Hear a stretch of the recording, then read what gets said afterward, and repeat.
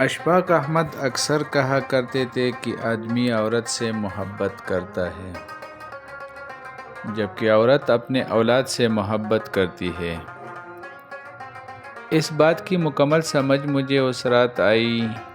یہ گزشتہ صدی کے آخری سال کے موسم بہار کی ایک رات تھی۔ میری شادی ہوئے تقریباً 2 سال ہو گئے تھے اور بڑا بیٹا قریب 1 برس کا رہا ہوگا۔ اس رات کمرے میں 3 لوگ تھے، میں، میرا بیٹا اور اس کی والدہ۔ 3 میں سے 2 لوگوں کو بخار تھا، مجھے کوئی 104 درجہ اور میرے بیٹے کو 101 درجہ۔ اگرچہ میری حالت میرے بیٹے سے کہیں زیادہ خراب تھی، تاہم میں نے یہ محسوس کیا کہ جیسے کمرے میں صرف 2 ہی لوگ ہیں، میرا بیٹا اور اس کی والدہ۔ بری طرح نظر انداز کیے جانے کے احساس نے میرے خیالات کو زیر و زبر تو بہت کیا، لیکن ادراک کے گھوڑے دوڑانے پر عقدہ یہی کھلا کہ عورت نام ہے اس ہستی کا، جب اس کو ممتا دیت کر دی جاتی ہے تو اس کو پھر اپنے اولاد کے سوا کچھ دکھائی نہیں دیتا، حتیٰ کہ اپنا شوہر بھی، اور خاص طور پر جب اس کی اولاد کسی مشکل میں ہو۔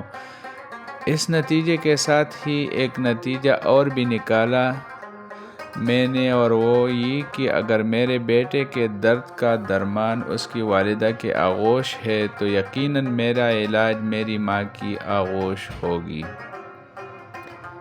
اس خیال کا آنا تھا کہ میں بستر سے اٹھا اور ماں جی کے کمرے کی طرف چل پڑا۔ رات کے 2 بجے تھے، پر جون ہی میں نے ان کے کمرے کا دروازہ کھولا وہ فوراً اٹھ کر بیٹھ گئی، جیسے میرا ہی انتظار کر رہی ہو۔ پھر کیا تھا، بالکل 1 سال کے بچے کی طرح گود میں لے لیا، اور توجہ اور محبت کی اتنی ہیوی ڈوز سے میری آغوش تھراپی کی کہ میں صبح تک بالکل بھلا چنگا ہو گیا۔ پھر تو جیسے میں نے اصول ہی بنا لیا، جب کبھی کسی چھوٹے بڑے مسئلے یا بیماری کا شکار ہوتا، کسی حکیم یا ڈاکٹر کے پاس جانے کی بجائے سیدھا مرکزی ممتا شفا خانہ برائے توجہ اور علاج میں پہنچ جاتا۔ وہاں پہنچ کر مجھے کچھ بھی کہنے کی ضرورت نہ پڑتی، بس میری شکل دیکھ کر ہی مسئلے کی سنگینی کا اندازہ لگا لیا جاتا۔ وہاں پر میڈیکل ایمرجنسی ڈکلیئر کر دی جاتی، مجھے میرے میڈیکل سپرڈنٹ یعنی میری ماں کے ہی بستر پر لٹا دیا جاتا اور انہی ہی کے کمبل اڑا دیا جاتا۔ کسی کو یخنی کا حکم ہوتا تو کسی کو دودھ لانے کا۔ خاندانی معالج کے ہنگامی طلبی ہوتی، الغرض توجہ اور محبت کی اس ہیوی ڈوز سے آغوش تھراپی ہوتی، اور میں بیماری کی نوعیت کے حساب سے کبھی چند گھنٹوں اور کبھی چند پہروں میں روبہ صحت ہو کر ڈسچارج کر دیا جاتا۔ یہ سلسلہ تقریباً 3 ماہ قبل تک جاری رہا۔ وہ وسط نومبر کے ایک خنک شام تھی، جب میں فیکٹری سے گھر کے لیے روانہ ہونے لگا تو مجھے لگا کہ مکمل طور پر صحت مند نہیں ہو۔ تبھی میں نے آغوش تھراپی کروانے کا فیصلہ کیا اور گھر جانے کی بجائے ماں جی کی خدمت میں حاضر ہو گیا۔ لیکن وہاں پہنچنے پر اور ہی منظر دیکھنے کو ملا۔ ماں جی کی اپنی حالت کافی ناگفتبح تھی۔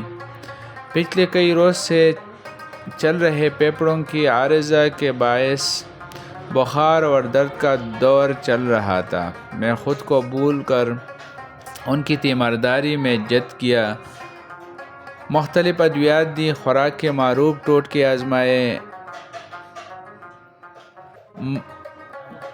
مٹی چاپی کی،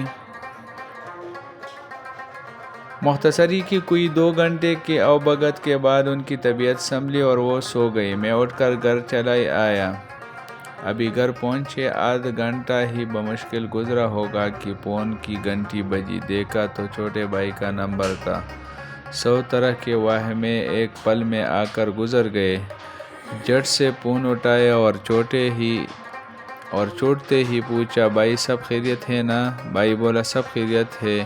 وہ اصل میں ماں جی پوچھ رہی ہے کہ آپ کی طبیعت ناساز تھی، اب کیسے؟ او میرے خدایا! اس روز میرے ذہن میں ماں کی تعریف مکمل ہو گئی تھی۔ ماں وہ ہستی ہے جو اولاد کو تکلیف میں دیکھ کر اپنا دکھ آپ بھی بھول جاتی ہے۔ شاید اس تحریر کو پڑھنے سے آپ کو سیدھی راہ مل جائے اور کسی کے غم دور ہو جائے۔ طالب دعا عبدالوحید تلگنگ۔